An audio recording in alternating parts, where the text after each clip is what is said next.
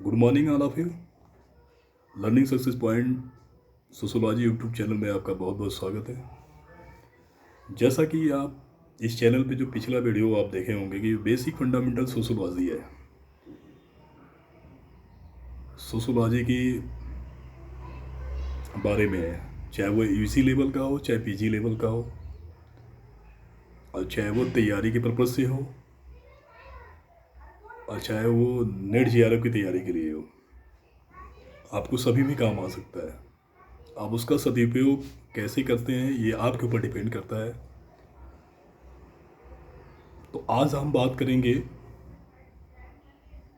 August काम्त के जो विचार थे, आइडियोलॉजी ऑफ आगस्ट काम्त, जो उन्होंने नियम दिया था चिंतन के त्रिस्तरीय नियम या बौद्धिक विकास के नियम, law of three stage of thinking की बात उन्होंने की थी। क्यों की थी इसके बारे में थोड़ा सा हम जान लें। क्योंकि आगस्ट काम्त ने भी सोशोलॉजी को विज्ञान बनाया, सोशोलॉजी को भी विज्ञान बनाया। इसलिए उन्होंने जो चिंतन के त्रिस्तरीय सिद्धांत दिया उसमें 3 स्टेप की बात करते हैं। किस स्टेप में क्या क्या हुआ, कैसे हुआ, क्यों हुआ। क्योंकि जब हम विज्ञान की दृष्टि से देखते हैं क्यों, कैसे, क्या, क्या क्यों कैसे का मतलब होता है ना, जब हम किसी भी घटना के मूल कारण के पीछे जाते हैं तो उसके बारे में क्यों हुआ, कैसे हुआ, उसका फाइंडिंग क्या निकला, आखिर किस कारण से वो उसने ऐसा काम किया जो इस प्रकार की घटना हुई। तो आगस्ट काम के वो विचार के बारे में जान जाए। आगस्त काम्त है, उसका पूरा नाम है आगस्त मैरी फ्रांसिस जेवियर काम्त, जो कि समाजशास्त्र के जनक या फादर ऑफ सोशोलॉजी कहे जाते हैं। उन्होंने समाजशास्त्र में बहुत ज़्यादा योगदान दिया है। शायद आज हम सोशोलॉजी के बारे में बहुत अच्छी तरह से पढ़ रहे हैं, समझ रहे हैं, जानने का प्रयास कर रहे हैं, और सोसाइटी के बारे में भी हम इंटरेस्ट ले रहे हैं। समाज क्या है, समाज के मानक मूल्यों को हम अपनाने की कोशिश कर रहे हैं। जो उसकी परंपराएं हैं धीरे धीरे कहीं ना कहीं मॉडर्न सोसाइटी में हम तब्दील हो रहे हैं, लेकिन परंपराएं धीरे धीरे भूलते जा रहे हैं। तो आज कहीं ना कहीं जो आगस्ट काम्त महोदय ने जो योगदान दिया है समाजशास्त्र में, वो एक अतुलनीय है। क्योंकि शायद आज अगर वो स्टडी नहीं किए होते, उसका आविष्कार नहीं किए होते, तो शायद समाजशास्त्र के बारे में कहीं ना कहीं हम आज उसी तरह पढ़े होते हैं, एंथ्रोपोलॉजी में पढ़े होते हैं, मतलब कहीं ना कहीं अप्लाइड कोर्सेज में हम पढ़े होते हैं। इंडिविजुअली रूप से कहीं ना कहीं हम समाजशास्त्र को एक अलग रूप में नहीं पढ़े होते हैं। तो कहीं इसलिए हम कह सकते हैं कि उनका बहुत बड़ा योगदान है। जब तक धरती पे मानव रहेंगे तब तक हम उनके थॉट को, कंसेप्ट को, कोटेशन को तो हम पढ़ते रहेंगे और आने वाली जनरेशन को हम ट्रांसफ़र करते जाएंगे।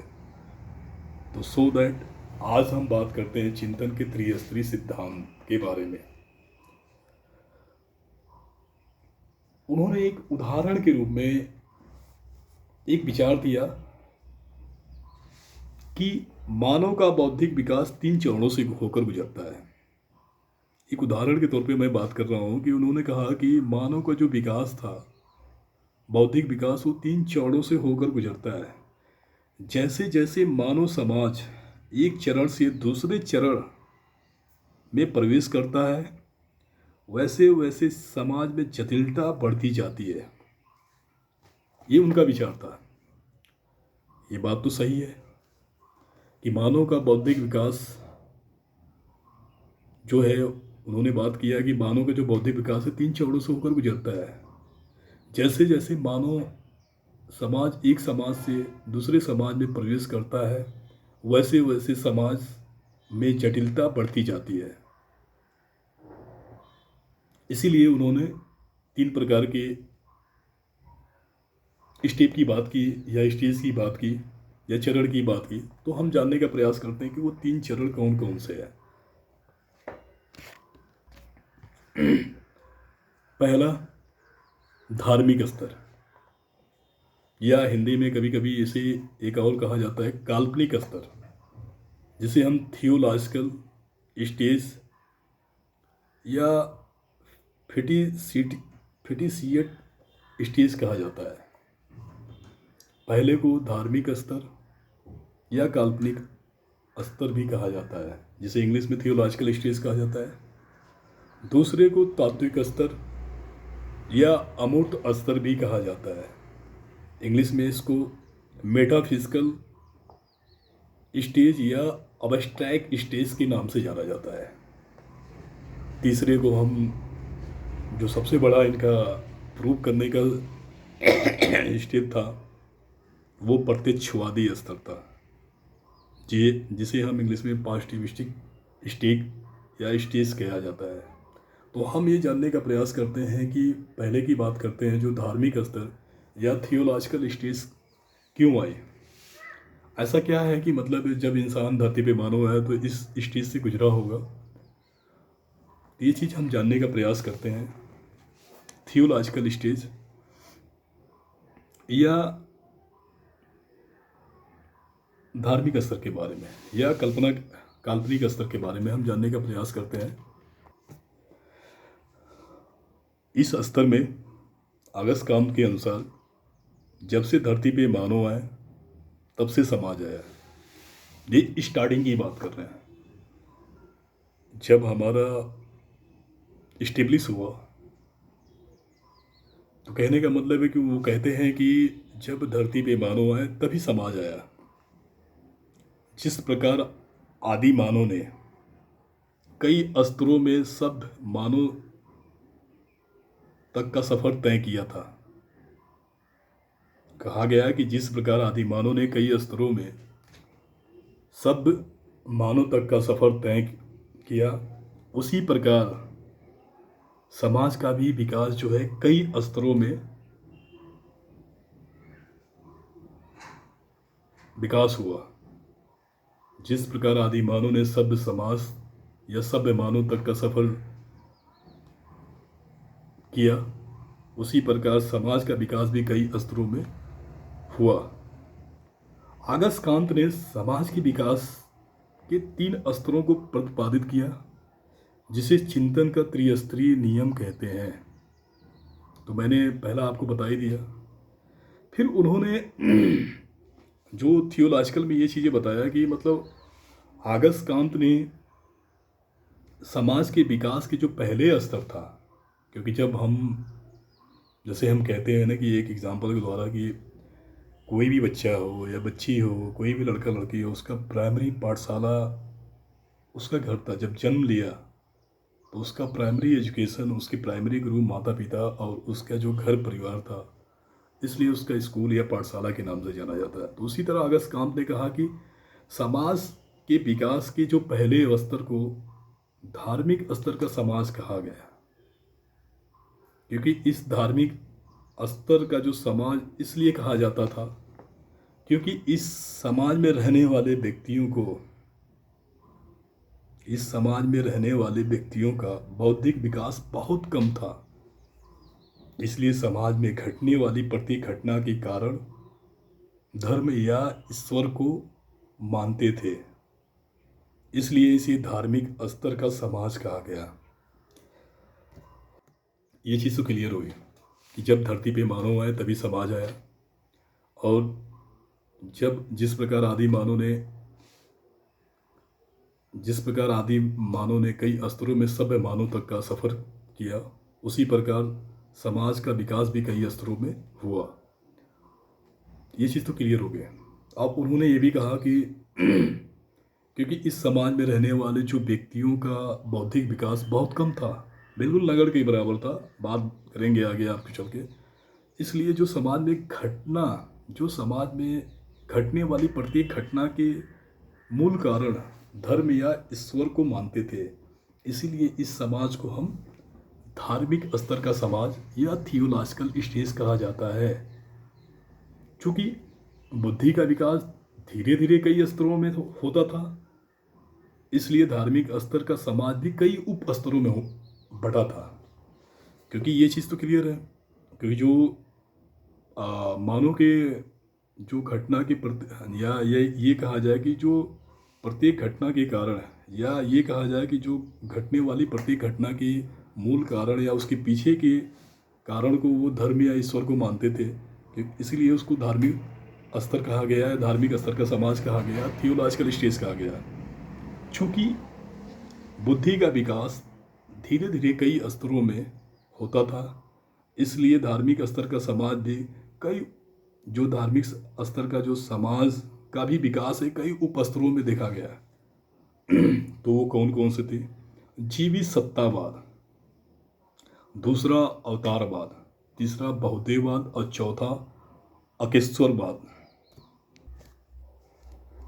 धार्मिक स्तर का जो पहला उपस्तर आया था, जहाँ व्यक्ति का बौद्धिक विकास नगण्य था, मतलब कुछ नहीं था, न उत्पादन के साधन थे, वो कुछ नहीं था, बस पैदा हुआ था। इसलिए उसका इंटेलेक्चुअल जो माइंड था या इंटेलेक्चुअल डेवलपमेंट था वो बिल्कुल नगण्य था। उस समय मानो किसी भी घटना के कारण जीवित सत्ता या अदृश्य सत्ता को मान लेता था। इसका कारण इस उप स्तर को आगस्ट कांत ने जीवित सत्ता या अदृश्य सत्ता या फेटिसिज्म कहा। जहाँ पे धार्मिक स्तर का जो पहला उपस्तर आया उसे हम जीवित सत्ता या अदृश्य सत्ता या इंग्लिश में फेटिसिज्म कहते हैं। क्यों आया? क्योंकि जहाँ व्यक्ति का जो बौद्धिक विकास बिल्कुल नगण्य था, उस समय मानो किसी भी घटना का कारण जीवित सत्ता या अदृश्य सत्ता को मान लेता था। ये था पहला उपस्तर। दूसरे उपस्तर की हम बात करते हैं, जब व्यक्ति का बौद्धिक या जब व्यक्ति का बुद्धि का विकास थोड़ा और अधिक हुआ, उसकी आवश्यकताएं बढ़ी। जब व्यक्ति की बुद्धि का विकास थोड़ा और अधिक हुआ, उसकी आवश्यकताएं बढ़ी, तो समाज के विकास का जो दूसरा उपस्तर आया उसे अवतारवाद का युग कहा जाता था। क्योंकि जब मानव का बुद्धि का विकास और अधिक हुआ, तो उसने अपने आसपास अपने से भिन्न वस्तुओं को देखा और उन वस्तुओं को अदृश्य सत्ता का अवतार माना। दूसरा उपस्तर जो आया, क्योंकि उसकी मानो जब व्यक्ति का बुद्धि विकास थोड़ा और अधिक हुआ तो उसकी आवश्यकताएं तो बढ़ी, इसलिए समाज का दूसरा जो उपस्तर आया उसे अवतारवाद का युग या एंथ्रोपिज्म कहा जाता था। जब मानव का बुद्धि विकास और भी अधिक हुआ तो उसने अपने आसपास अपने से भिन्न वस्तुओं को देखा, उन वस्तुओं को अदृश्य सत्ता का अवतार माना। अब हम तीसरा बहुदेववाद के बारे में जानना चाहते हैं, पॉलीथिज्म के बारे में जानना चाहते हैं। तीसरा उपस्तर क्या आया था? जब मानव का बुद्धि विकास और अधिक हुआ तो उसमें नैतिकता का विकास हुआ। मनुष्य ने यौन स्वेच्छाचारिता जैसे अनैतिक नियमों का त्याग किया, कुछ नैतिक नियमों का विकास किया और समूह परिवार बनाकर रहने लगा। सभी समूहों के लोग अपने अपने अलग अलग देवता बनाकर उनकी पूजा करने लगे। अनेक देवताओं का निर्माण हुआ, इसलिए इस उपस्तर को बहुदेववाद कहा जाता है। सिंपल सी बात है। क्योंकि जब तीसरा उपस्तर जब मानव का बुद्धि का विकास थोड़ा और अधिक हुआ तो उसमें नैतिकता जन्म लिया या नैतिकता का विकास हुआ, तो मनुष्य यौन स्वेच्छाचारिता जैसे अनैतिक नियम का त्याग किया। क्योंकि ये एक ऐसा इवेंट था, जब धरती पे मानव आए, तभी मैंने बताया कि जब धरती पे मानव आए तो 3 चीज़ लेके आए थे: भूख, सुरक्षा, काम। उस समय ये नहीं पता था कि भाई बहन है, किसके साथ है, कोई मतलब बौद्धिक विकास था ही नहीं, इसलिए कुछ नहीं पता था। जो चाहे जिसके साथ अपनी भूख प्यास मिटा लेते थे। तो जैसे जैसे बुद्धि का जब विकास होने लगा तो नैतिकता का विकास हुआ, तो मनुष्य ने जो यौन स्वेच्छाचारिता जैसे अनैतिक नियमों का त्याग किया और कुछ नैतिक नियमों का विकास किया, और वह समूह परिवार बनाकर सब रहने लगे। फिर बाद में सभी समूहों के लोग अलग अलग देवता बनाकर उनकी पूजा करने लगे। इसलिए अनेक देवताओं का निर्माण भी हुआ। इसलिए इस उपस्तर को बहुदेववाद या पॉलीथीज्म कहा जाता है। अब चौथे की बात करते हैं, मोनोथीज्म की बात करते हैं। अब मोनोथीज्म या एकेश्वरवाद जो चौथा धार्मिक स्तर का जो चौथा उपस्तर है मोनोथीज्म में, यह एकेश्वरवाद है। अब इसमें देखा जाए कि कैसे क्या हुआ, क्योंकि तीसरे उपस्तर में तो उसने समूह बनाया, नैतिकता का विकास हुआ, कुछ अनैतिक चीज़ों को त्याग कर और नैतिक नियमों का विकास किया और समूह या परिवार बनाकर रहने लगे। फिर बाद में वो सभी समूहों के लोग अपने अपने अलग देवता का निर्माण या अलग अलग देवता बनाकर उनकी पूजा करने लगे। इसलिए अनेक देवताओं का निर्माण हुआ। इसलिए जो तीसरा जो उपस्तर है बहुदेववाद है। अब हम पढ़ते हैं एकेश्वरवाद के बारे में। एकेश्वरवाद क्या है या मोनोथीज्म क्या है? जब मनुष्य की बुद्धि का विकास थोड़ा और अधिक हुआ, तब वो मानने लगा कि ईश्वर एक ही है। चौथे उपस्तर में एकेश्वरवाद में जब मानव की बुद्धि का विकास थोड़ा और अधिक हुआ, तब वह मानने लगा कि ईश्वर एक ही है। वही ईश्वर समाज में घटने वाली घटनाओं का कारण है। इसलिए इस चौथे उपस्तर को एकेश्वरवाद या मोनोथीज्म कहा जाता है। मानव का वन लाइनर क्वेश्चन है आपका। जब मानव की बुद्धि का विकास थोड़ा और अधिक हुआ, तो वो समझने लगा कि ईश्वर एक ही है। वही ईश्वर समाज में घटने वाली घटनाओं का कारण है। इसलिए इस चौथे उपस्तर को बहुदेववाद या मोनोथीज्म कहा गया है। यह धार्मिक स्तर का चरम सीमा थी। यह धार्मिक स्तर की चरम सीमा थी, क्योंकि व्यक्ति यहाँ घटने वाली घटनाओं को ईश्वर से जोड़ता था, और यही समाज के विकास का पहला उपस्तर था। क्योंकि एकेश्वरवाद जो चौथा उपस्तर था धार्मिक स्तर का, तो धार्मिक स्तर की ये चरम सीमा थी, जहाँ व्यक्ति यहाँ घटने वाली घटनाओं को ईश्वर से जोड़ता था, और यही समाज का विकास का पहला उपस्तर था।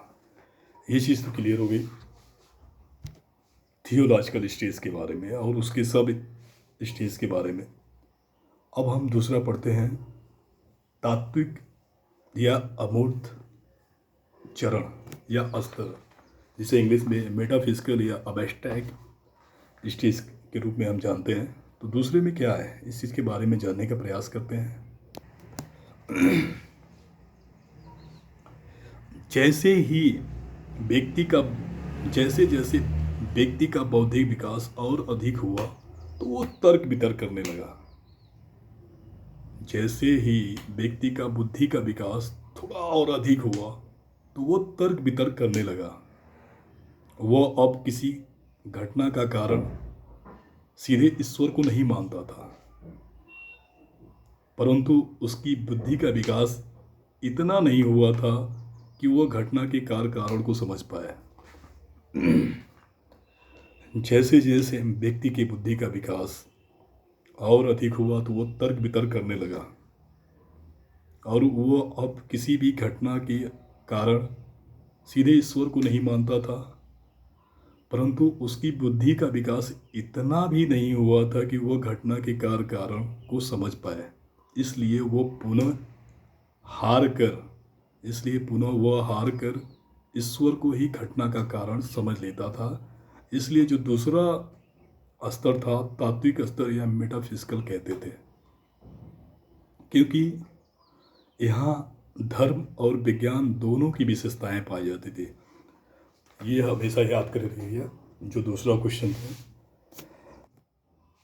क्योंकि हमेशा पूछता है कि विज्ञान या धर्म और विज्ञान की विशेषताएं किस स्तर में पाई जाती है, जीवित सत्ता या अमूर्त स्तर या मेटाफिजिकल या फिर अबस्ट्रैक्ट स्टेज की बात करते हैं। ये ऑप्शनल क्वेश्चन है, क्योंकि मैं बार बार कहता हूं कि जब लॉन्ग पढ़ेंगे तो 60 अपने आप तैयार हो जाता है।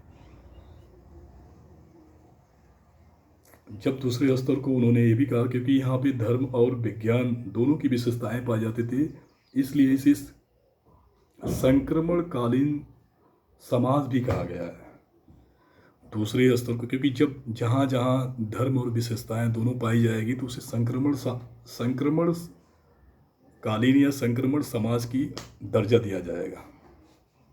दूसरा स्तर क्लियर हो गया, क्योंकि जब मानव का बुद्धि का विकास थोड़ा और अधिक हुआ तो वह तर्क वितर्क करने लगा। वह किसी भी घटना के कारण को सीधे ईश्वर को नहीं मानता था, परंतु उसकी बुद्धि का विकास इतना भी नहीं हुआ था कि वह घटना के कारण को समझ पाए। इसलिए पुनः वह हारकर ईश्वर को ही घटना का कारण समझ लेता था। इसलिए दूसरे स्तर को हम तात्विक स्तर या मेटाफिजिकल स्टेज कहते थे, क्योंकि यहाँ धर्म और विज्ञान दोनों की विशेषताएं पाई जाती थी, इसलिए इसे संक्रमण कालीन समाज भी कहा जाता था। अब हम तीसरे स्तर प्रत्यक्षवादी स्तर की बात करते हैं कि आगस्ट काम्प ने प्रत्यक्षवादी स्तर में क्या क्या बताया, कैसे बताया। क्योंकि अब तक तो मैंने 2 स्तर और उपस्तर की मैंने बात किया, अब तीसरे उपस्तर की मैं बात करता हूँ। जब व्यक्ति की बुद्धि का विकास और अधिक हुआ तो वह घटनाओं के कारण संबंधों की व्याख्या करने लगा। नेचुरल है। जहाँ दूसरे स्तर में क्या नाम है कि तर्क वितर्क करने लगा और लास्ट में उसका इतना भी बुद्धि का विकास नहीं हुआ। डायरेक्ट भगवान को नहीं मानता था, लेकिन उसका इतना भी बुद्धि का विकास नहीं हुआ था कि उसकी घटना के कारण या उसके पीछे की घटना को वो समझ सके। इसलिए वो पुनः हार कर जो है डायरेक्ट ईश्वर को मान लेता था। इसलिए दूसरे स्तर को हम तात्विक स्तर कहते थे, मेटाफिजिकल स्टेज कहते थे। और उसके बाद जो है कि उन्होंने, क्योंकि विज्ञान और धर्म और विज्ञान दोनों की विशेषताएं पाई जाती थी, इसलिए उसे हम संक्रमणकालीन समाज भी कहते थे। तीसरे स्तर की हम बात कर रहे हैं प्रत्यक्षवादी स्तर। जब व्यक्ति का बुद्धि का विकास और अधिक हुआ तो वह घटनाओं के कारण संबंधों की व्याख्या करने लगा। तब वह धर्म की सत्ता को अस्वीकार कर दिया। जब घटनाओं के कारण संबंधों की व्याख्या करने लगा तब वो धर्म की सत्ता को अस्वीकार कर देने लगा और घटना का मूल कारण, घटना के कारण को मानने लगा। जहाँ वैज्ञानिक अध्ययन करने लगा, इसे विज्ञानवाद भी कहा गया है। और आगस्ट काम्प ने इसे प्रत्यक्षवादी स्तर का समाज कहा। इसलिए प्रत्यक्षवाद में अध्ययन की कई पद्धतियों को माध्यम से किया जाता था। प्रत्यक्षवाद में अध्ययन कई पद्धतियों के माध्यम से किया जाता था। पहला अवलोकन, निरीक्षण, परीक्षण, तर्क वितर्क, वर्गीकरण। तो प्रत्यक्षवादी स्तर में भी लगभग 4 उपस्तर आए थे जिनके माध्यम से आप गुजरते हैं, क्योंकि किसी भी घटना के मूल कारण या घटना की कार्य पद्धति के बारे में पहले आप अवलोकन करेंगे, देन निरीक्षण परीक्षण करेंगे, देन तर्क वितर्क करेंगे, तब उसके फाइनल रिजल्ट पे आप वर्गीकरण करेंगे। ये चीज़ ऐसे हुआ था। तो ये था जिसे हम विज्ञानवाद भी कहा गया। आगस्ट काम्प ने समाज के विकास के तीनों स्तरों को हम निम्न उदाहरण द्वारा समझ सकते हैं। अब वो कौन सी उदाहरण थी? जैसे एक सामाजिक घटना है, कोई भी सामाजिक घटना है, कोई भी व्यक्ति जहर खाकर मर जाता है। इस घटना को धार्मिक स्तर का व्यक्ति कहेगा ईश्वर की इच्छा थी इसलिए यह व्यक्ति मर गया। तात्विक स्तर का व्यक्ति घटना का मूल कारण सीधे ईश्वर को नहीं मानने लगेगा। तात्विक स्तर का व्यक्ति सीधे ईश्वर को नहीं मानेगा, बल्कि वह कहेगा कि यह व्यक्ति कैसे मर गया। वह सामान्य कारण खोजने का प्रयास करेगा, फिर भी वह कहेगा लगता है कि अलगाव और मिलन ईश्वर के दो नियम हैं, इसलिए एक समय पर व्यक्ति धरती पर आता है, फिर ईश्वर उसे बुला लेता है। ये दूसरे स्तर का व्यक्ति कहता है। तीसरा, प्रत्यक्षवादी स्तर का व्यक्ति घटना का वैज्ञानिक अध्ययन करेगा और वो अवलोकन निरीक्षण के बाद कहेगा वो व्यक्ति जहर खाकर मर गया। आगस्ट काम के अनुसार घटना का यथार्थ या स्वतंत्र अध्ययन प्रत्यक्षवादी स्तर का व्यक्ति कर रहा है। ये चीज़ बहुत बढ़िया एग्जाम्पल आपको देके बताया गया कि फिर मैं एक बार और रिपीट कर रहा हूँ। इन तीनों स्तरों को हम अप्लाई करते हैं और आगस्ट काम के अनुसार किसी भी तीनों स्तरों को हम किसी एक उदाहरण के द्वारा हम समझने का प्रयास करते हैं। कोई भी सामाजिक घटना है, कोई व्यक्ति जहर खाकर मर गया। इस घटना को धार्मिक स्तर का व्यक्ति कहेगा ईश्वर की इच्छा थी, इसलिए वो व्यक्ति मर गया। अब हम दूसरे तात्विक स्तर की बात कहते हैं। तात्विक स्तर का व्यक्ति घटना का मूल कारण सीधे ईश्वर को नहीं मानेगा, बल्कि वह कहेगा कि व्यक्ति कैसे मर गया।